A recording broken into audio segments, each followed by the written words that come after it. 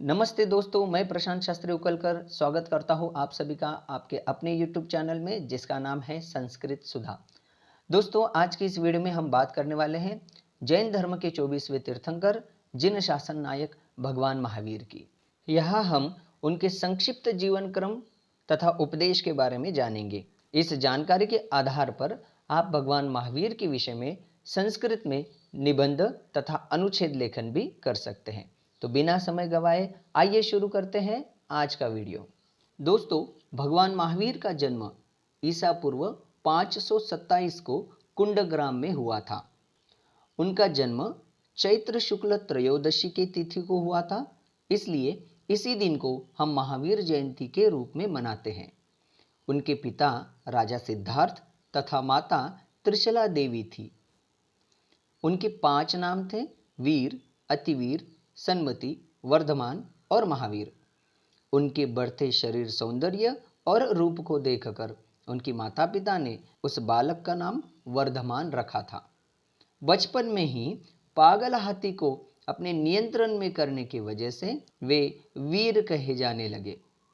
स्वर्ग की देवता संगम देव ने उनकी निर्भीकता की परीक्षा लेने के लिए भयंकर सर्प के रूप में आकर उन्हें डराना चाहा, किंतु वे नहीं डरे। अतः संगम देव ने उनका नाम अतिवीर रखा। इनके दर्शन मात्र से ऋषि मुनियों की शंकाएं दूर हो जाती थी, अतः वे सन्मति कहलाए। क्रोध, मान, माया, लोभ आदि अंतरंग शत्रुओं को तथा ज्ञानावरण आदि अष्टकर्मों को जीतकर उन्होंने मुक्ति प्राप्त की, तभी से वे महावीर कहलाए। उन्होंने अहिंसा, सत्य, अचौर्य, ब्रह्मचर्य और अपरिग्रह इन व्रतों का उपदेश दिया। अहिंसा का उपदेश देने वाले सभी अन्य महापुरुषों से भगवान महावीर की अहिंसा सबसे अलग है, क्योंकि इन्होंने केवल बाह्य हिंसा का नहीं अपितु मन में उत्पन्न होने वाले दुष्ट विचारों को भी भाव हिंसा कहकर उनका भी निषेध किया है। इन्होंने केवल 30 वर्ष की उम्र में संपूर्ण राज्य तथा धन संपत्ति का त्याग करके मुनि दीक्षा ग्रहण की। तत्पश्चात 12 वर्ष तक तपस्या की और 42वें वर्ष में केवल ज्ञान की प्राप्ति की।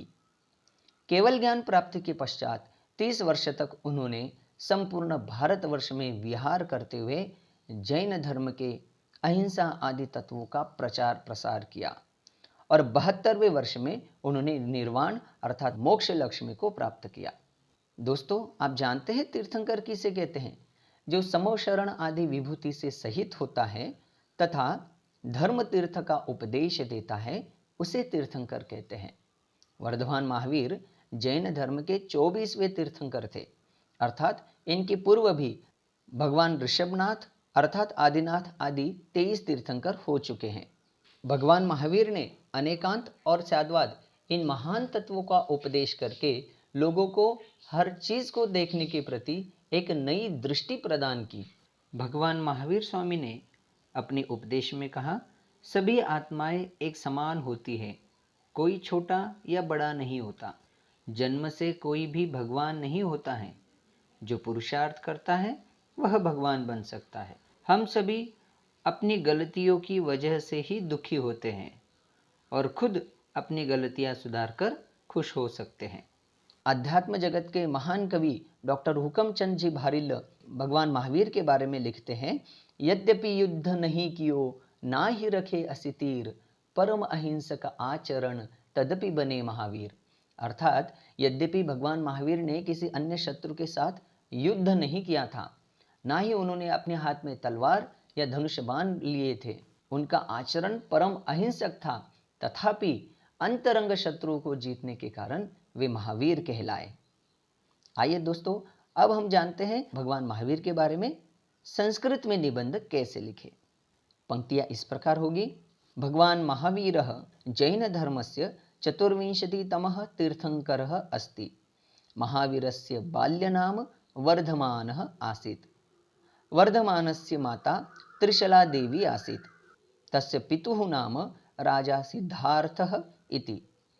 वर्धमानस्य 5 नामानि सन्ति: वीरः, अतिवीरः, सन्मति, वर्धमान तथा महावीर। सः अहिंसाप्रियः अध्यात्मप्रेमी च आसीत्।